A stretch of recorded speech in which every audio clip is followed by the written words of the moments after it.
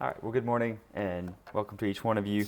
Um, I have often, I was telling Hannah that I sometimes struggle to land on a particular topic as far as when it's my turn to share something specifically.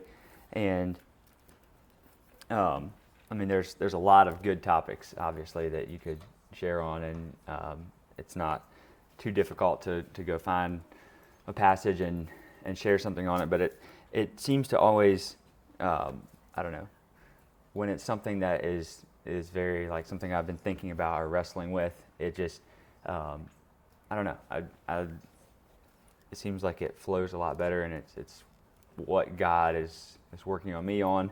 And so anyway, there's something I've been thinking about and had a conversation this past week, and there's a question that I have, and it's one I shared, I believe, in a message a couple, I don't know, maybe 2 years ago or something. But just the question of, are you living in a position where God can do great things through your life? And as Christians, we should all be, I believe. And are we allowing God to do great things through our life? Or are we okay with just sort of floating along and, claiming Christ as our Lord, but yet He's really not able to do a whole lot through us?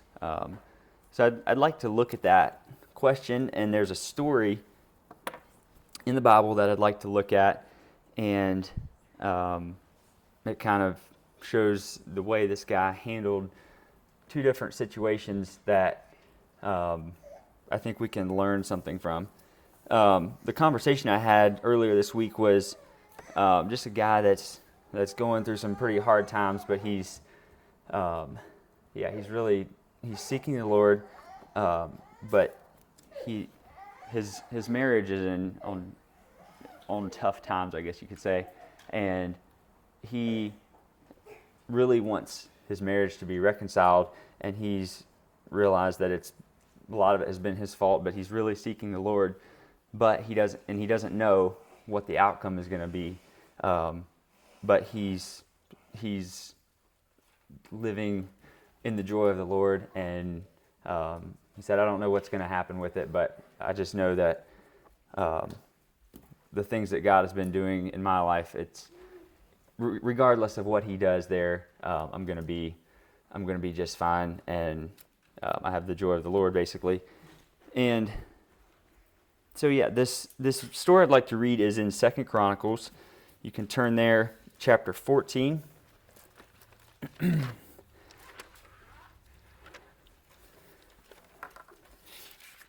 I debated the story is kind of chapters 14 through 16. And I think what I'm going to do is kind of read down through. I may not read necessarily all the chapters. They're not super long chapters, but I may just kind of go through and catch different highlights, kind of get the main thrust of the story. But this is about King Asa, and he was a king of Judah. And so yeah, I think I'll just start in here and just try to pay attention. There's kind of several climaxes to the story, and just looking at how God worked through his life. And yeah, I want to see what we can learn from it here. So 2 Chronicles chapter 14, and I'll start here at verse 1. Abijah slept with his fathers, and they buried him in the city of David. And this is in the ESV. And Asa his son reigned in his place. In his days the land had rest for 10 years. And Asa did what was good and right in the eyes of the Lord his God. He took away the foreign altars and the high places, and broke down the pillars, and cut down the Asherim, and commanded Judah to seek the Lord, the God of their fathers, and to keep the law and the commandment. He also took out all the cities of Judah, the high places, and the incense altars. and the kingdom had rest under him. He built fortified cities in Judah, for the land had rest. He had no war in those years, for the Lord gave him peace. And he said to Judah, let us build these cities and surround them with walls and towers, gates and bars. The land is still ours, because we have sought the Lord our God. We have sought him, and he has given us peace on every side. So they built and prospered. And Asa had an army of 300,000 from Judah, armed with large shields and spears, and 280,000 men from Benjamin that carried shields and drew bows. All these were mighty men of valor. Zerah, the Ethiopian, came out against them with an army of 1,000,000 men and 300 chariots, and came as far as Mareshah. And Asa went out to meet him. They drew up their lines of battle in the valley of Zephathah at Mareshah. And Asa cried to the Lord his God, O Lord, there is none like you to help between the mighty and the weak. Help us, O Lord our God, for we rely on you, and in your name we have come against this multitude. O Lord, you are our God. Let not man prevail against you. So the Lord defeated the Ethiopians before Asa and before Judah, and the Ethiopians fled. Okay, and that kind of goes to show, or it goes to say more about the spoil that they got. Jumping down to chapter 15, the Spirit of God came upon Azariah the son of Oded, and he went out to meet Asa and said to him, Hear me, Asa, and all Judah and Benjamin. The Lord is with you while you are with him. If you seek him, he will be found by you. But if you forsake him, he will forsake you. For a long time Israel was without the true God, and without a teaching priest, and without law. But when in their distress they turned to the Lord, the God of Israel, and sought him, he was found by them. In those times there was no peace to him who went out, or to him who came in, for great disturbances afflicted all the inhabitants of the lands. They were broken in pieces. Nation was crushed by nation, and city by city. For God troubled them with every sort of distress. But you, take courage. Do not let your hands be weak, for your work shall be rewarded. And I'll maybe kind of summarize the rest of the chapter. Asa takes this to heart, and he goes through, and they kind of continue to clean the land out of the idols, and basically they offer a bunch of sacrifices, and the Lord is very strongly working through Asa, and he's just kind of continuing to establish him as king and strengthen. And I'll read the last couple verses. Even Maacah, his mother, King Asa removed from being queen mother because she had made a detestable image for Asherah. Asa cut down her image, crushed it, and burned it at the brook Kidron. But the high places were not taken out of Israel. Nevertheless, the heart of Asa was wholly true all his days, and he brought into the house of God the sacred gifts of his father, and his own sacred gifts, silver and gold and vessels. And there was no more war until the 35th year of the reign of Asa. So we see this King Asa just really, he's listening to the prophets. He's doing what's right. He's getting rid of the idols and high places of worship. God is really working through him. And then I'd like to look then at chapter 16, starting at verse 1. In the 36th year of the reign of Asa, Baasha, king of Israel, went up against Judah and built Ramah, that he might permit no one to go out or come in to Asa, king of Judah. Then Asa took silver and gold from the treasures of the house of the Lord and the king's house, and sent them to Ben-Hadad, king of Syria, who lived in Damascus, saying, There is a covenant between me and you, as there was between my father and your father. Behold, I am sending to you silver and gold. Go, break your covenant with Baasha, king of Israel, that he may withdraw from me. And Ben-Hadad listened to King Asa, and sent the commanders of his armies against the cities of Israel. And they conquered Ijon, Dan, Abel-Maim, and all the store cities of Naphtali. And when Baasha heard of it, he stopped building Ramah, and let his work cease. Then King Asa took all Judah, and they carried away the stones of Ramah and its timber, with which Baasha had been building, and with them he built Geba and Mizpah. At that time Hanani the seer came to Asa, king of Judah, and said to him, Because you relied on the king of Syria, and did not rely on the Lord your God, the army of the king of Syria has escaped you. Were not the Ethiopians and the Libyans a huge army with very many chariots and horsemen? And that's talking about the story earlier where God had fought for them. Yet because you relied on the Lord, he gave them into your hand. For the eyes of the Lord run to and fro throughout the whole earth, to give strong support to those whose heart is blameless toward him. You have done foolishly in this, for from now on you will have wars. Then Asa was angry with the seer, and put him in the stocks in prison, for he was in a rage with him because of this. And Asa inflicted cruelties upon some of the people at the same time. And then it kind of closes with he developed a disease and then ended up dying. But I was just, the verse that really struck me through this, we've grown up and heard the story of King Asa, but the verse about the Lord's eyes looking through the whole earth, looking for people that he can work through, basically. Looking for people that can be vessels to show his glory, not only to them, but also to the people around them. And I was just thinking, what was the big deal here? This kind of seems like as a king, he's looking to do things that are wise for his country and, get some alliances figured out. But Hananiah came and told him that he had done foolishly because of this. And I guess what Asa's focus turned to was maybe more of how can I best address this problem that we're facing. And this other king was, from what I understand, kind of building up a city to kind of create trouble for people coming to and from Judah. And he was like, hey, let's stop this, and I'll kind of form an alliance.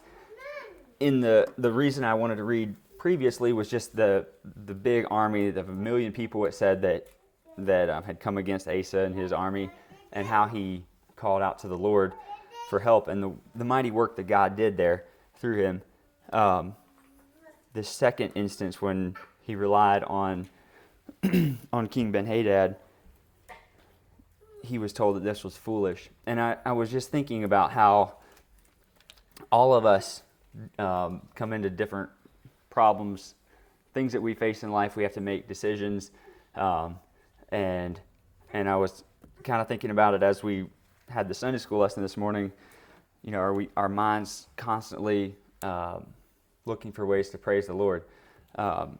In the same way, when we run into problems and need to make decisions, do we first sort of look at how can I do the most logical thing on my own reasoning and make things work out? Or is it, God, I don't know what to do here. I need you to step in and give me direction, help me to lead, but I can't do this on my own.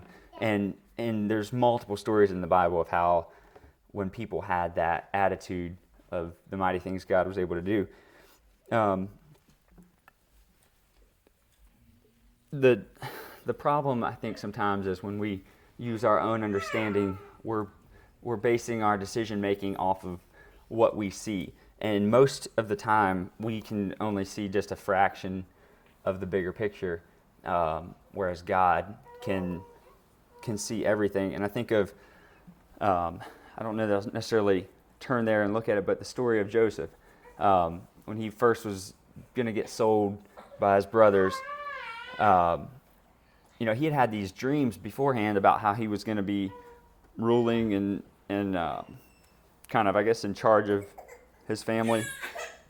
And I'm sure that he felt like he had those dreams for a reason, but what was his response when he was going to get sold into slavery? He's like, well, this isn't quite making sense. But when he got to Egypt and whatever, he didn't just sit around and mope about how terrible things were going to be. He jumped in and started doing what God had in front of him there. And then, obviously, whatever it was, 15, 20 years later, he was able to actually save his family because of the position he was in there in Egypt. And I also think of the story of the fiery furnace, Shadrach, Meshach, and Abednego, and how they had an opportunity there they could have just bowed down, and God could have, or they could have been just like, well, we're gonna pray to God. We would bow down anyway. Why not let's go ahead and bow down with everybody else and not make a scene? But they knew what kind of image it would present if they did bow down, and they knew what God would think about that most of all. And so they chose to do something that really they thought could have cost them their lives. The king made it pretty clear that what was going to happen to people who didn't bow down, and they were like, well, we don't know. We know that our God can save us, but we don't know if he will necessarily. So yeah, as we look at these stories, I guess there's kind of a position that or some beliefs that we need to be solid on, that if we don't believe these two things, it's going to be fairly difficult to just let God have full control. The first one is that God is in control, and I think each of these stories, the first part of King Asa's story, he knew that God had the power to deliver them. Joseph knew that God was going to turn things out for good. He didn't know how it was going to work. And then the three Hebrew men knew that their God could deliver them. We have to know that the God that we serve can handle any situation that we run into. If we don't really believe that, it's going to be a lot easier to just use our own knowledge or wisdom to try to make decisions and figure things out in life. And the second thing is that God is meaning everything for my good. Joseph told his brothers that later, that you meant it for evil, but God was turning it to good to bring about salvation.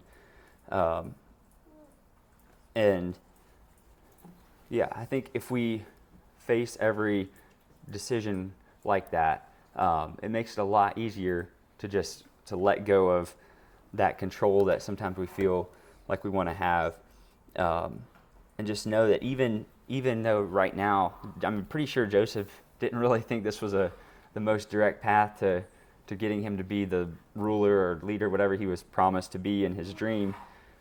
Getting sold as a slave didn't really seem like a great way to make that happen.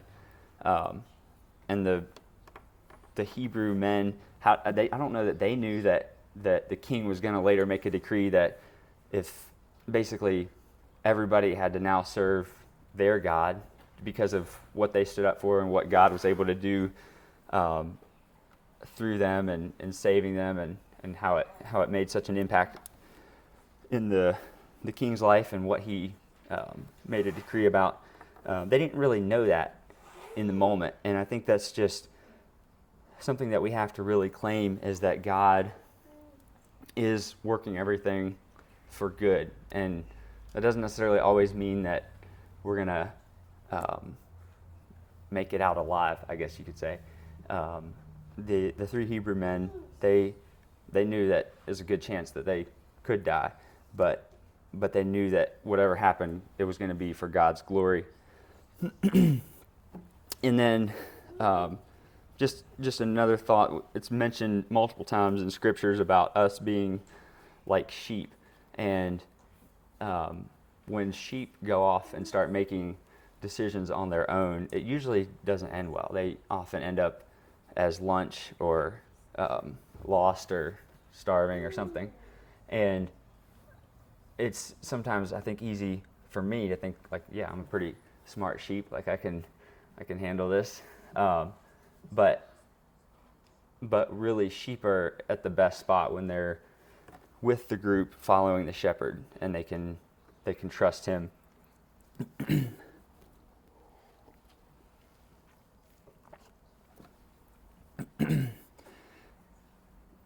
So yeah, I guess in closing, I think of another verse. Well, a couple of verses.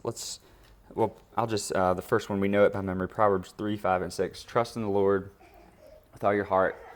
Lean not on your own understanding. In all your ways acknowledge Him, and He will direct your paths.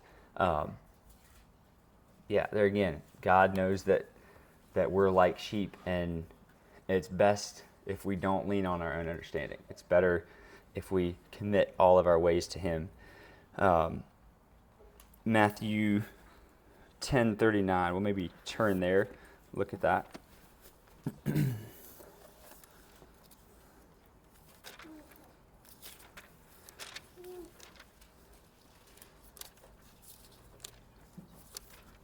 Matthew 10.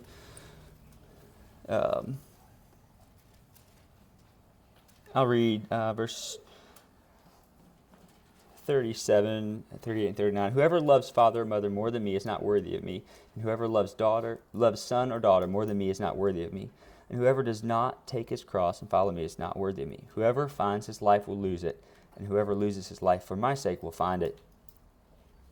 And I think that is the beginning of knowing. If we have questions, what should I be doing in this situation? What does God want me to do? What is His will? I've asked questions of just here in Moultrie, like things, what should I be involved with, or like people that I should be talking to, involved with their lives.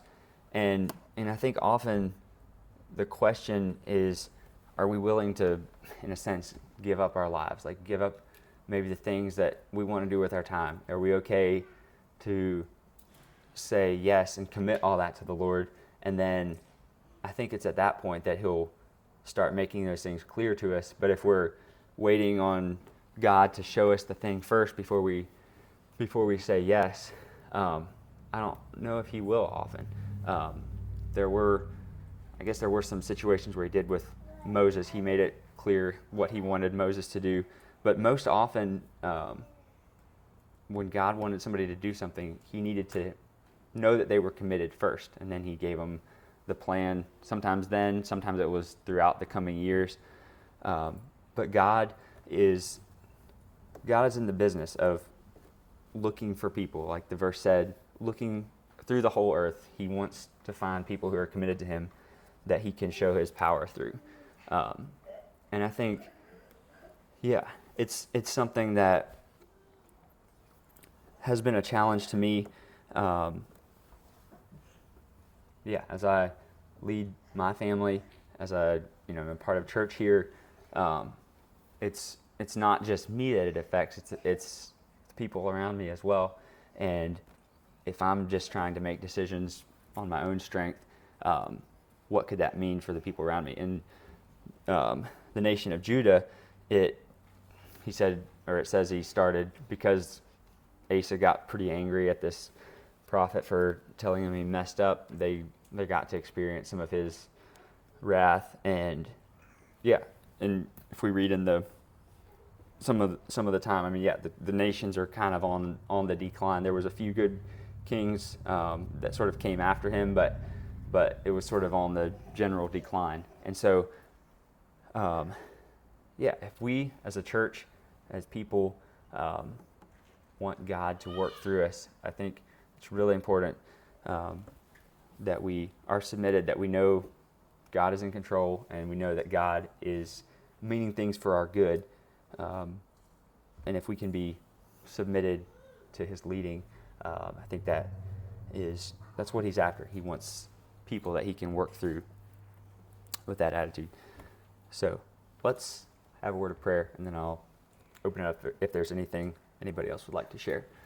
Father, thank You for today. Thank You for these stories that we can learn from, and I ask that You would help us to just look at our lives and evaluate if we are submitted to You in the way You want us to walk. And Father, I just pray that we wouldn't lean on our own understanding, but that we would be open to hearing Your voice and the voices of our brothers and sisters as well. We just pray most of all for that we can be submitted to whatever you have for us, and then that you would make things clear as far as what we should do next. Thank you that you care about us. Thank you that you're a good shepherd. And we commit our day to you. In Jesus' name, amen.